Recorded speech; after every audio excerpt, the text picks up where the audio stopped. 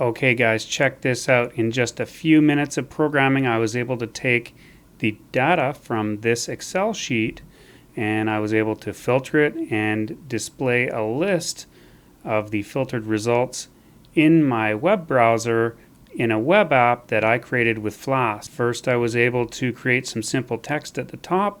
Then I was able to output into an HTML table using Pandas as well, and the Openpyxl library. Welcome to my newest series using Python with Flask. I'm your host, Sean MacKenzie. Thanks for joining me once again on my channel on data engineering. In this episode, we are starting an entirely new playlist and we're going to start to look at Flask.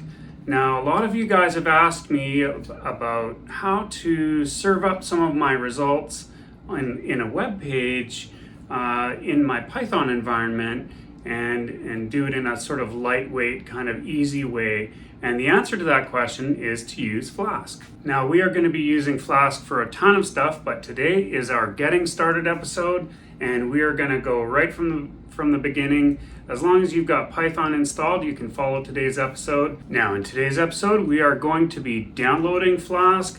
We're going to do an installation in a virtual environment, and then we're going to do something like take an Excel sheet, put it into a data frame and filter it and then output the results into a web page that can be accessed by your web browser. Now, this is different from spitting out an HTML file like I did in a previous video. This is actually serving it in a web server that can be accessed by your computer or other computers. Let's get to it. Interested in more cool topics like these? Make sure to check out my Patreon. The link is in the description. Okay guys, super jazzed about getting started with Flask today. Flask is such a cool development tool that you can use. You can see here I've got a directory that I created on my Windows computer, and you can create your own directory for your little project. And I'm dragging in this World Cities Excel file that I got from simplemaps.com. Many thanks to those folks who put that data together. Here it is. If I open it in Excel, you can see it's got a big listing. I believe it's like 43,000 rows of all the different towns and cities to a certain size, and then they have like a much more detailed one as well. But I took the free one, and that's good for our example today. So you're also going to need your Windows command prompt. Now, note the location of the folder that you created for your little project. Mine was called My Flask. Then we can go ahead and use our change directory in our command prompt. That'll be cd. And then we put the path of our folder, and make sure if you have some spaces in your folder name, you might need to put it in quotes like that. But if you don't have any, you can just type it directly in and then hit enter. And that'll change the working directory, and away we go. So from here, we're going to use a Python command. This is going to call Python, and it's going to install a virtual environment in that directory.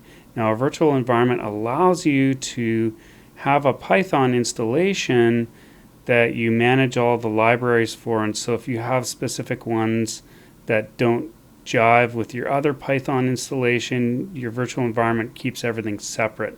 So you can have all different kinds of virtual environments in different folders, and we're going to use that for Flask today. Now you can see that command completed, and now if you go back to your directory, you can see there are some folders in here and some files and things, and there's this scripts folder, and we're going to use that one in a moment here. But if you take a look inside, you should have all of this stuff in here. I believe I'm using Python 3.10. You might be using Python 3.11 or something like that. But away we go.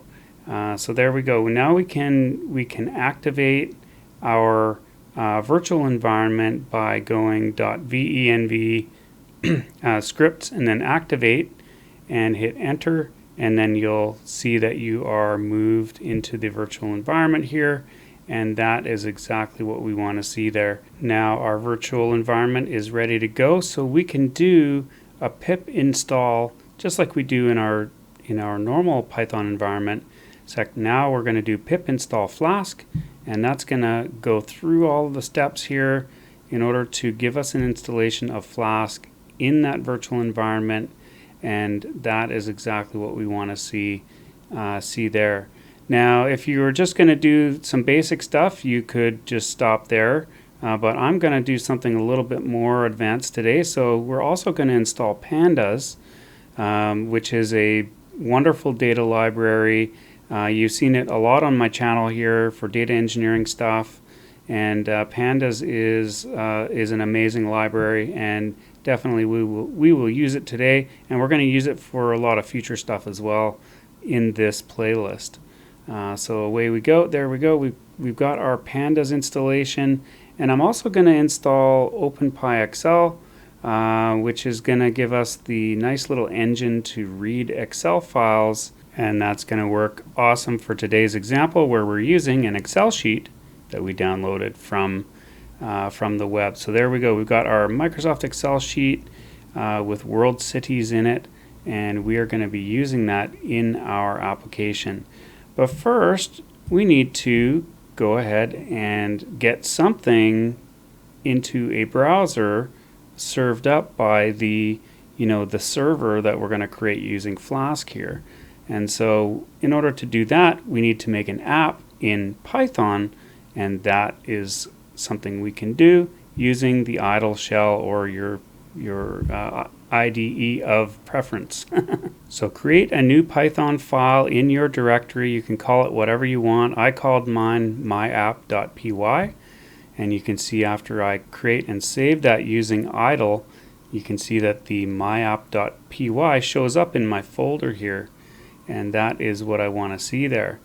And so now if I go back to Python, we can program our little app for Flask, and it's going to be very simple and straightforward. Like most of our other Python scripts, we are going to be starting with an import statement. We're going to use from Flask, import Flask, and note the capitalization there. And then we're going to give the app variable we're going to set that equal to the name of the script, which makes sense. So we'll put in app equals Flask and then the double underscore name.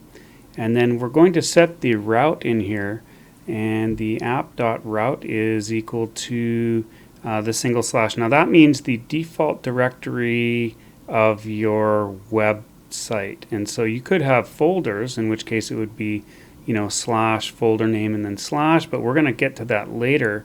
Today we're just dealing with if somebody goes to our website at all. And so we're going to create the default function, which I'll call check it out. It's kind of like a hello world type of function here. And we're going to return some HTML, which your browser will interpret. Now this is not a valid HTML page, which should have the HTML start and end tags and the head and all that stuff, but today we're just doing some examples, and so we're just going to save that, and that will be our basic app, which has some writing in it just to show that we can run our Flask server and then display our content of our app, which happens to be called myapp.py. So we're going to go into our command prompt and we'll do flash -app myapp run, and then we'll hit enter, and you'll notice that as soon as you hit enter, it says it's serving Flask app myapp, and then it gives you this warning about this not being a development server. So if you're in an untrusted environment, make sure you do not expose this. If you're in a trusted environment, sure, you can trust it with other computers on your own network and things like that.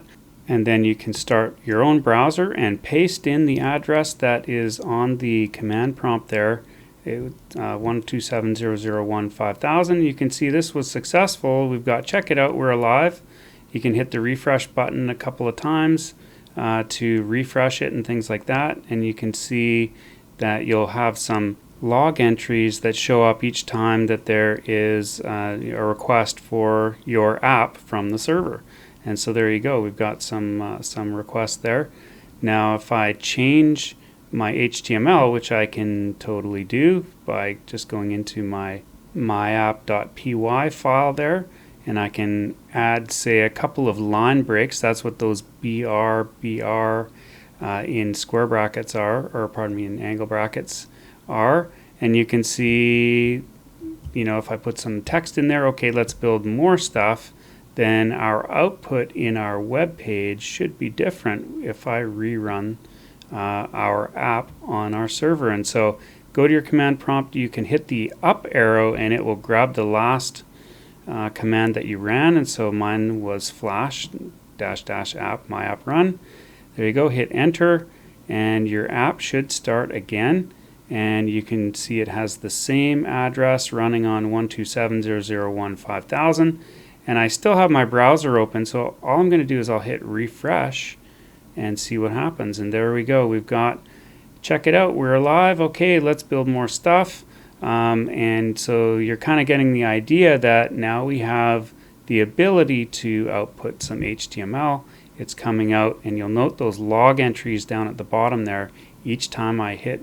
So if I hit refresh, and I go back, I guess I can move this over to the side. Let's do that. But you can see there are some more entries that came in to the output in the console there.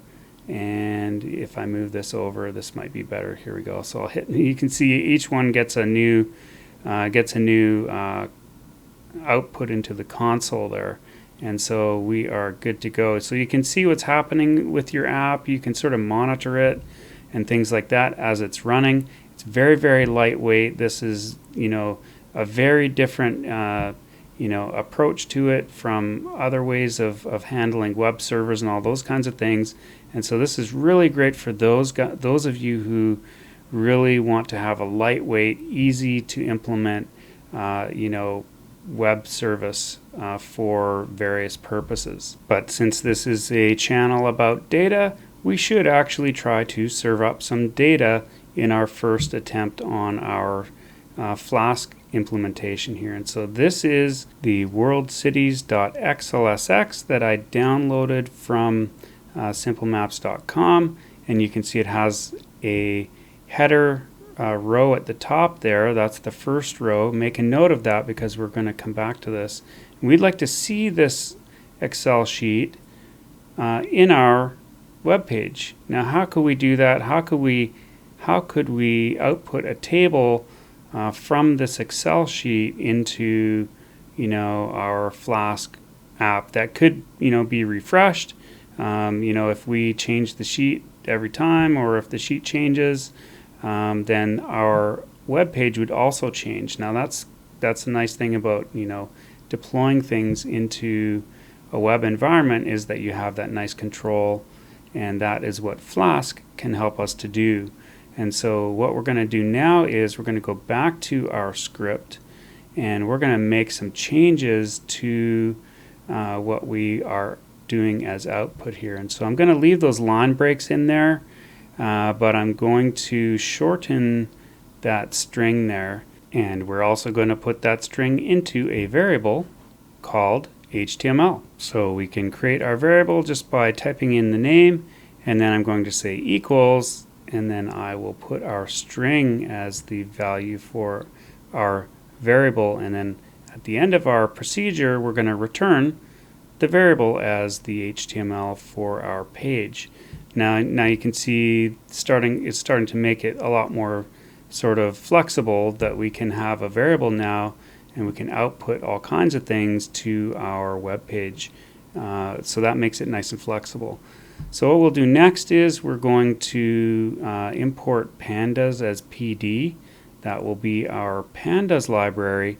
As I mentioned before, if you guys have not used Pandas, make sure to check out my other episodes on installing and using Pandas in your regular installation, or your normal installation of Python, the one that you use all the time. Next, we'll load a variable called df for data frame.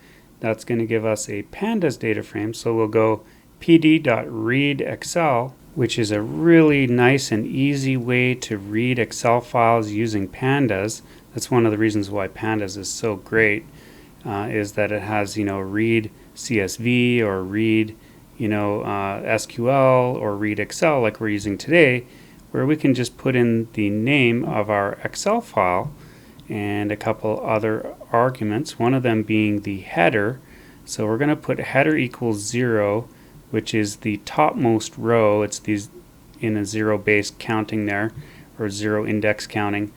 So we've got header equals 0. That's going to give us the first row as the header, and then we're going to put in the engine equals Openpyxl. Now that's what I showed you before. We did a pip install just for Openpyxl, and just for this reason, so that we could use it here to make it nice and easy to read that XLSX file.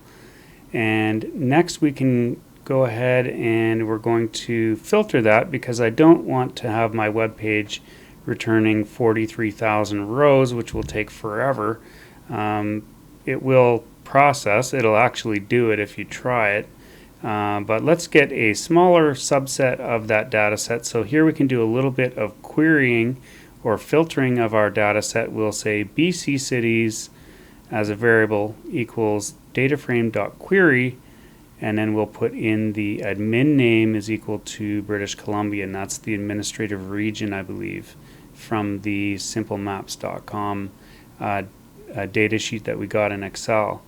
And so we can say admin name is equal to British Columbia, and so that'll give me the cities and things in British Columbia. I don't think there's any other provinces or states or anything in countries around the world called British Columbia. Otherwise I would also filter by country, but in this case we'll just say df.query admin name equals British Columbia.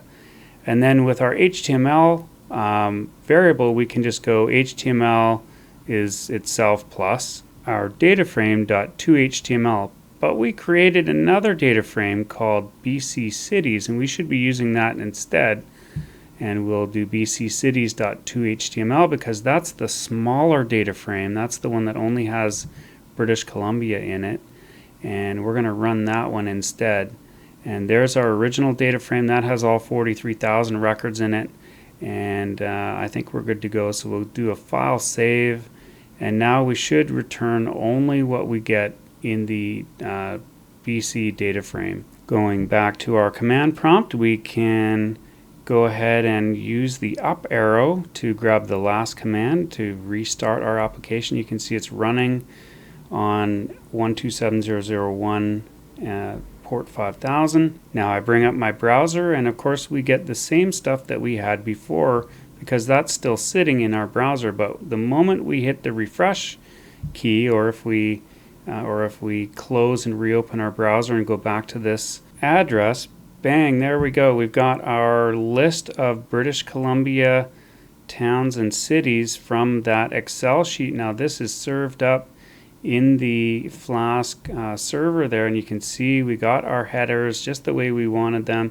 This is a very basic output table. It can be styled quite a bit using the various options and things. I didn't apply any styling or anything, but if you want to deliver some data to your users' desktops, you know, whether it's an Excel sheet or an ODBC query or an Access database, you can do it using this method. Super cool. Flask is going to be our go-to for all of our web server and web app needs in our data engineering on this channel, and I'm absolutely loving using Flask. You can see here we've got our Control-C. I'm going to use that. I use that to stop the server, and then of course when we're done we can type exit, and that'll take us out of our command shell, and away we go. And that's how to get started with Flask in Python.